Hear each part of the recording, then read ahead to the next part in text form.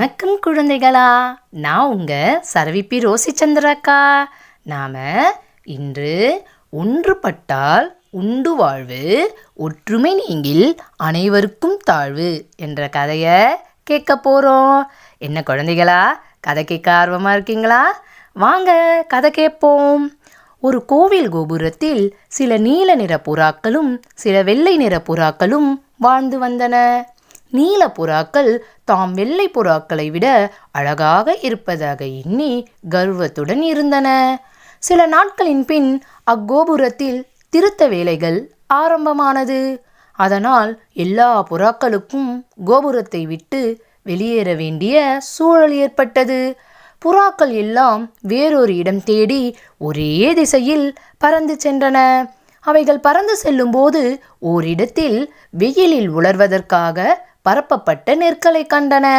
கண்டதும் அனைத்தும் ஒன்றாக அவ்விடத்திற்கு பறந்து சென்று காய போடப்பட்ட நெற்களை தின்று தீர்த்துவிட்டு அருகே இருந்த ஒரு பெரிய மரம் ஒன்றில் அமர்ந்தன.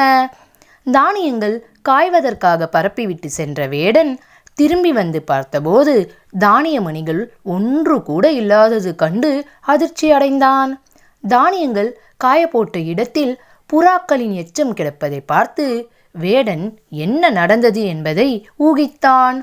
நாளைக்கு இந்த புறாக்களை எப்படியும் வலை விரித்து பிடித்து விட வேண்டும் என்று முடிவு செய்து அதன்படி மறுநாள் வலை ஒன்றை தயார் செய்து அந்த இடத்தில் விரித்து தானியங்களையும் போட்டு புறாக்கள் வரும் வரை காத்திருந்தான். அடுத்த நாள் அங்கே வந்த புறாக்கள் தானியத்தை பார்த்ததும் அதை உண்ணும் ஆசையில் வேகமாக தரையிறங்கி உண்ணத் தொடங்கின. சில மணித்துளிகளில் அதன் கால்கள் வலைகளில் சிக்கிக் கொண்டன. சற்று தொலைவில் மறைந்திருந்த வேடன் நிலைமையை நன்கு புரிந்து கொண்டு புறாக்களை பிடிக்க ஓடி வந்தான். வேடன் வருவதை பார்த்த புறாக்கள் ஆபத்தை உணர்ந்து கொண்டு உயிர் மீது உள்ள ஆசையினால் எல்லா புறாக்களும் ஒன்றாக இறக்கையை விரித்து பறக்க ஆரம்பித்தது. வலையையும் புறாக்கள் தூக்கி கொண்டு உயர பறந்து சென்றன. இதனை கண்ட வேடன், ஐயையோ, புறாக்கள் போனாலும் பரவாயில்லை, நான் கஷ்டப்பட்டு தயாரித்த வலையும் அதோடு போகிறதே என்று புலம்பிக் கொண்டே பறந்து செல்லும் புறாக்களின் பின்னே ஓடினான்.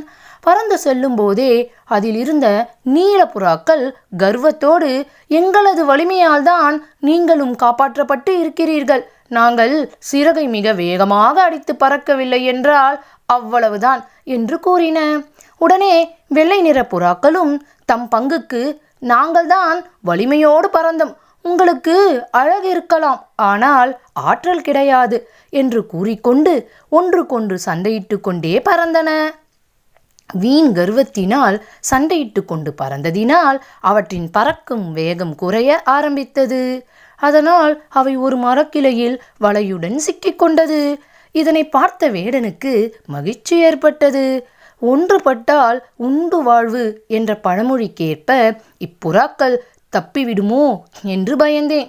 நல்ல வேளையாக அவற்றின் ஒற்றுமை நீங்கியதால் அனைவருக்கும் தாழ்வு என்ற நெறிப்படி பறந்த புறாக்களே நன்றி என்று புறாக்களை பார்த்து கூறிக்கொண்டே அவைகளை பிடித்து தனது கூடைக்குள் போடத் தொடங்கினான். இந்த கதையிலிருந்து என்ன தெரியுது குழந்தைகளா? நாம யாருமே சண்டை போட்டுக்கவே கூடாது, என்னைக்குமே ஒற்றுமையாதான் இருக்கணும்.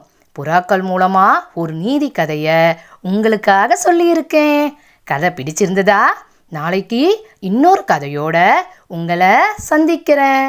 அதுவரை உங்களிடம் இருந்து விடைபெறுவது உங்கள் சரவிப்பி ரோசிச்சந்திராக்கா. நன்றி, வணக்கம்.